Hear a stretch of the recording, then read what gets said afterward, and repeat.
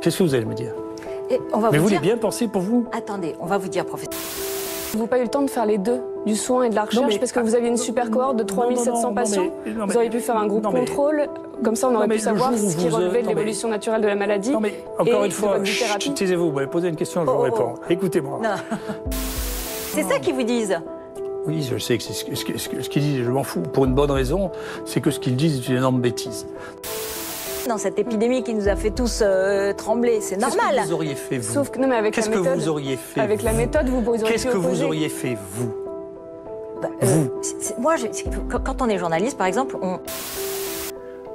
Savoir pourquoi Didier Raoult est détesté, c'est facile à deviner.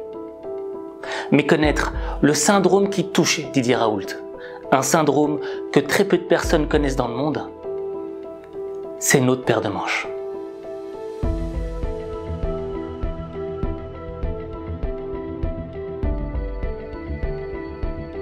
Depuis qu'il est venu avec la chloroquine, il s'est fait descendre. Nous disposons d'un essai clinique français, fait par mon collègue de Marseille, et tout le monde respecte ce collègue, que ce soit clair. Le professeur Raoult, hein? Absolument. Cet essai montre des résultats, mais il est ininterprétable. Je vais plus loin, c'est pas parce qu'il y a 20 patients. Il est truffé de problèmes. Dans n'importe quelle autre circonstance, il n'aurait été accepté nulle part et présenté nulle part. Je pèse mes mots, c'est ce que disent les statisticiens, les experts qui ont analysé cet essai. Alors, très simple. Ouais, très simple, mais c'est effectivement très précis parce que tous les spécialistes que j'ai vus hier disent la chloroquine, à chaque fois qu'il y a un nouveau virus, il y a un type pour raconter que ça va marcher. Chloroquine vanté par le professeur Raoult, défendu par le professeur Raoult. Vous le regardez comment, ce débat? Oh, je suis très attristée. Très attristée parce que les résultats ne sont pas bons. Moi, je le dis tel quel. C'est ni fait ni à faire, c'est mal fait.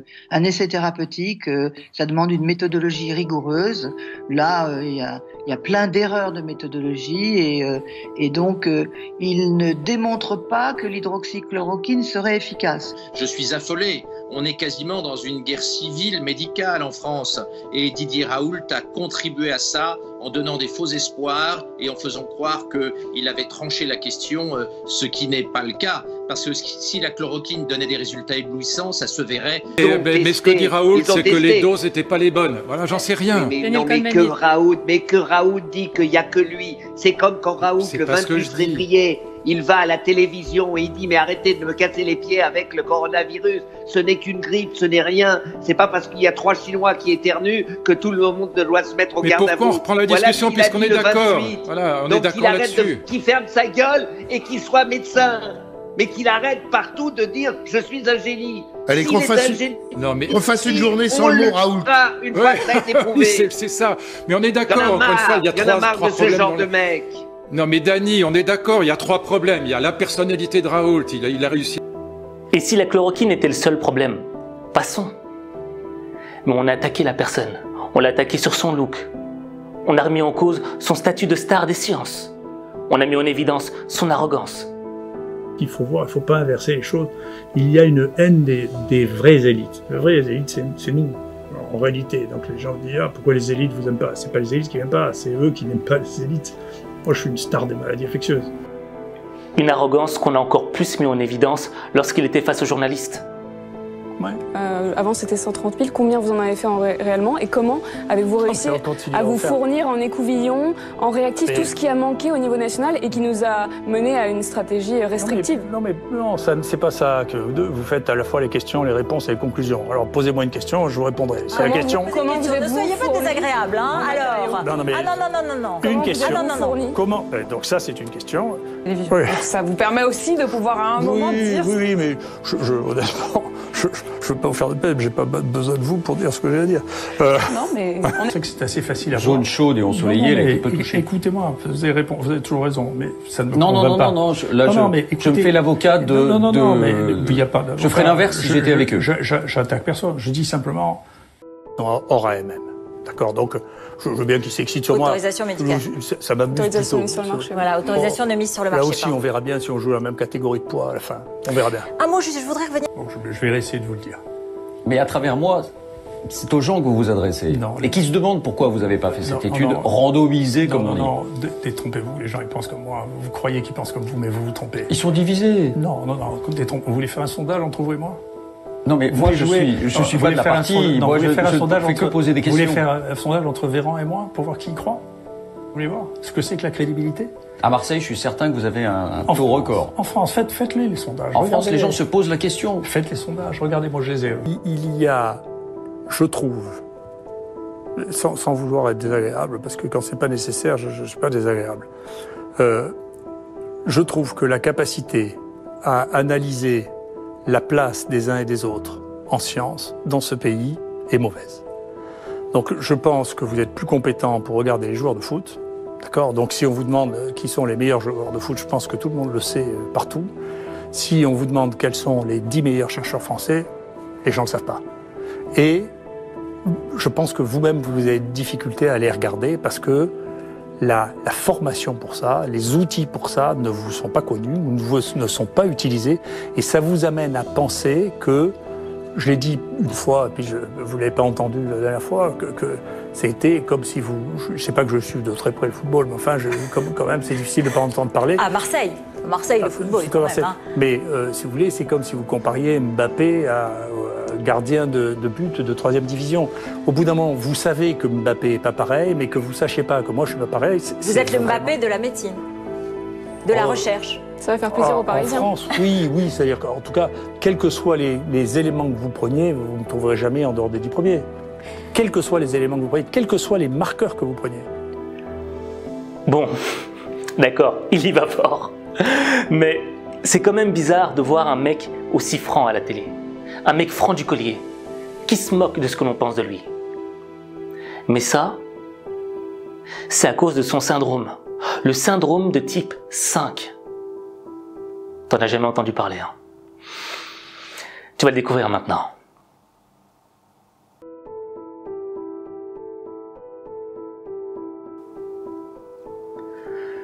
Pour comprendre le syndrome de type 5, tu dois d'abord comprendre le processus d'apprentissage en 4 étapes. Pour ça, tu as d'abord le stade 1, le stade de l'incompétent inconscient. C'est-à-dire que t'es nul et t'en prends pas conscience. Mais vient un moment où tu prends conscience de tes lacunes, de ton manque de compétences, et tu décides de travailler dessus. Et là, tu atteins le stade 2, le stade de l'incompétent conscient.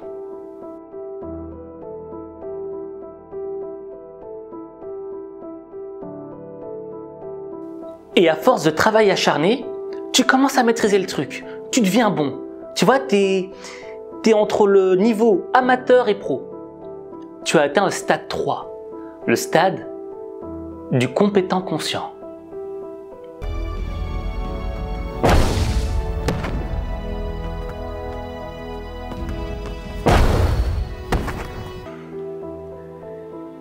Et à force de travail et d'expérience, tu commences à faire les choses les yeux fermés. T'es trop bon dans ton domaine, tu vois. Tu fais partie des meilleurs. Et là, tu as atteint le stade 4, le stade des compétents inconscients.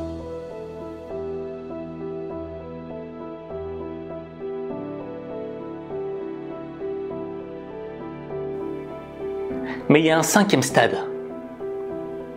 Le stade de ceux qui sont meilleurs que les meilleurs. Le stade de l'excellence. And then Ronaldo! What a goal by Cristiano Ronaldo! Sensational! The greatest marksman in the history of the championship. The way that Maradona has been able to do. And he's hurting England again here. It's a brilliant run. It's one of the World Cup great goals. And there's no doubt about that one. Ronaldinho gathers speed past Ramos. Helguera comes to meet him. He goes past Helguera. Ronaldinho and he's... Et ceux qui sont atteints par le syndrome de type 5 sont en réalité dans le stade numéro 5, le stade de l'excellence. Ils font partie de l'élite. Puis il y a quelque chose qu'il faut voir, il ne faut pas inverser les choses. Il y a une haine des vraies élites. Les vraies élites, c'est nous, en réalité. Donc les gens disent « Ah, pourquoi les élites vous aiment pas ?» C'est pas les élites qui n'aiment pas, c'est eux qui n'aiment pas les élites. Moi, je suis une star des maladies infectieuses. J'ai tout eu, j'ai un cursus qui fait rêver à peu près n'importe qui, aussi bien la fonction officielle. J'étais le plus jeune président de l'Université de France, j'étais le plus jeune président médecin, le plus jeune de tous les professeurs de la classe exceptionnelle, le professeur le plus ancien dans le grade le plus élevé de tout ce pays en médecine. J'ai tout eu dans ma vie. Donc, si vous voulez, c'est moi l'élite. Mais ce pays, de temps en temps, a des crises dans lesquelles il veut décapiter son élite. Et par la Révolution, on a décapité Lavoisier. L'INSERM, en 1980, a décapité les 5 médecins les plus célèbres de France. Hamburger, qui avait inventé la greffe rénale, Dossé, qui était le seul prix Nobel en activité, Minkowski, Maté, qui avait inventé l'immunothérapie et le traitement du cancer de la vessie, parce que ils avaient dirigé leur unité pendant plus de 12 ans et que c'était pas supportable qu'on dirige une unité pendant plus de 12 ans. C'est ce pays qui est comme ça. De temps en temps, il a une crise dans laquelle il coupe les têtes de son élite la plus connue et la plus représentative. Il ne faut pas inverser les choses. C'est pas moi qui suis l'élite et pas contre moi. Non, c'est les deuxièmes couteaux qui sont contre moi.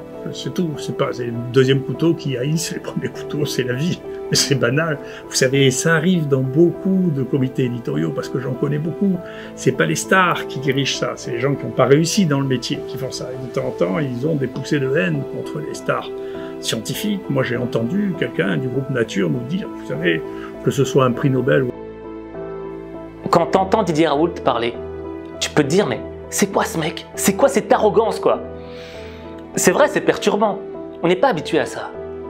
Mais c'est pas de l'arrogance. C'est de la revendication. Regarde Mohamed Ali. Avant de monter sur le terrain, quand il y avait les conférences de presse, il disait tout le temps « I'm the greatest », je suis le meilleur. I told you, all of my critics, I told you all that I was the greatest of all time. Et le truc, c'est quoi? C'est que quand tu fais partie de l'élite, quand tu sais que tu es au sommet de la montagne, que tu es au sommet de ton art, et que des comme toi, on les compte que sur les doigts d'une main, tu as besoin de revendiquer ta place. Tu as besoin de faire comprendre aux autres qui sont plus bas quelle est ta place à toi. C'est pour ça qu'il est dur avec les autres. Ce sont des choses sérieuses. Là, vous me parlez des opinions des uns et des autres dont je me fiche. Moi, ce qui m'intéresse, c'est au bout d'un moment qu'on ramène les choses à la réalité, ce qui est tout le problème. Hein. Moi, je parle de la réalité, je parle en face de gens qui parlent chez vous, qui sont complètement déconnectés de la réalité pour dire « mais vous savez, on doit faire ceci, on doit faire cela ». Ils ne savent même pas, depuis quand ces règles sont appliquées, ni qui les critique, ni qui y pense. La méthode, c'est une des choses. Husserl disait ça. Vous savez, la méthode, c'est les habits des idées. Et je crois que rien n'est plus égal. La méthode, ce n'est pas une science. La méthode, c'est la manière d'organiser la réponse à une question. Donc c'est pour ça que je vous dis, on a le droit d'être intelligent. On n'est pas obligé de suivre comme des bourricots la route des autres. Maintenant, Et le truc, c'est quoi? C'est que lorsque tu es au sommet, lorsque tu fais partie de l'élite, tu vas générer de la critique, tu vas générer de l'animosité. Parce qu'il y en a qui ne supportent pas de te voir si haut. Parce que te voir si haut, ça les renvoie à la médiocrité de leur vie à eux. Parce qu'ils savent qu'ils ne sont pas capables de faire les efforts, de faire les sacrifices que tu as consentis pour en arriver là où tu es. Ça les travaille à l'intérieur, ils n'en peuvent plus. Et donc ils vont te critiquer. Et je ne sais pas si tu as remarqué, mais Didier Raoult, il dit qu'il s'en fout. Pourquoi? Pourquoi il se moque des critiques? Parce que quand tu arrives à l'élite, quand tu sais que tu y es, quand tu sais ce que tu vaux vraiment, les autres auront beau te descendre, ça ne te touchera pas. Parce que dans le fond, tu es conscient que l'aigle ne chasse pas les mouches. Une polémique qui est complètement surréaliste. Il y a quelques semaines, si vous voulez, on a un peu sorti de ça. Les uns et les autres reprennent un peu raison, donc on peut peut-être en parler de manière. Mais c'est peut-être aussi pour ça que vous avez envie de parler. Est-ce que vous n'en avez pas assez de ces polémiques ou... Non, franchement, je m'en fiche. Mais alors ça m'indiffère à un point qui est troublant. Vraiment? Ah oui, complètement. Vraiment. Il y a des choses qui ont besoin de changer, il faut qu'il y ait quelqu'un qui les incarne. C'est moi qui, j'ai pas fait exprès, si c'est moi qui l'incarne, je l'incarne. Vous n'avez pas fait exprès, mais ça vous déplaît pas? Ni ça me plaît, ni ça me déplaît. C'est pas, chacun cherche l'estime où il veut. Moi, c'est pas là que je cherche l'estime. Je cherche l'estime de moi-même et je suis assez exigeant comme ça, pas besoin des autres. Voilà. J'en sais rien parce que, si vous voulez, je crois que c'est l'histoire. Et je pense que beaucoup de gens oublient que c'est l'histoire qui décide, si vous voulez. Donc, le rôle qu'on joue, c'est de ma famille, c'est de mon histoire. Et donc, quand je dis quelque chose qui m'intéresse, et de pouvoir l'entendre 10 ans après, ça va devenir de plus en plus difficile avec le temps, et de ne pas avoir honte de ce que j'ai dit. Vous voyez, donc ce qu'on dit au jour le jour ou ce qu'on pense au jour le jour ne me touche pas. Ça n'a pas vraiment d'importance pour moi. Ce qui m'intéresse, c'est d'être en accord avec moi-même 10 ans plus tard. Il y en a qui peuvent se dire, il n'est pas mégalo un peu, le professeur Raoult? Oui, c'est pas moi qui... Vous savez, la mégalomanie, c'est les gens qui ne sont pas capables de voir la grandeur qui parlent de ça. Les mégalomanes, c'est ceux qui parlent de grandeur et qui ne l'ont pas.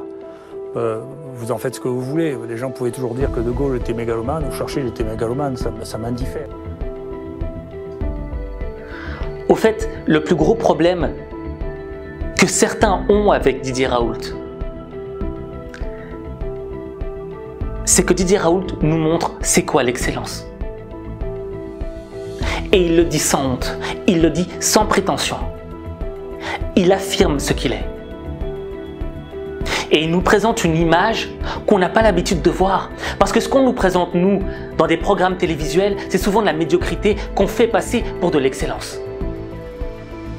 On nous vend des trucs à la télévision qui nous rendent 2 fois plus bêtes après les avoir vus qu'avant de les avoir regardés.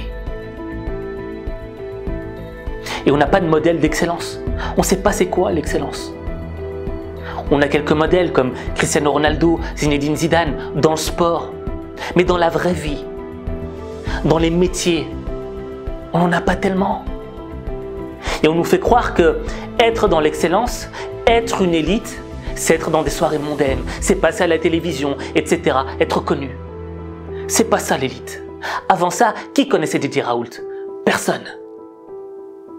Et pourtant, le mec, c'est du lourd. Et comment il en est arrivé là? Progressivement. C'est un processus. On n'atteint pas l'excellence du jour au lendemain.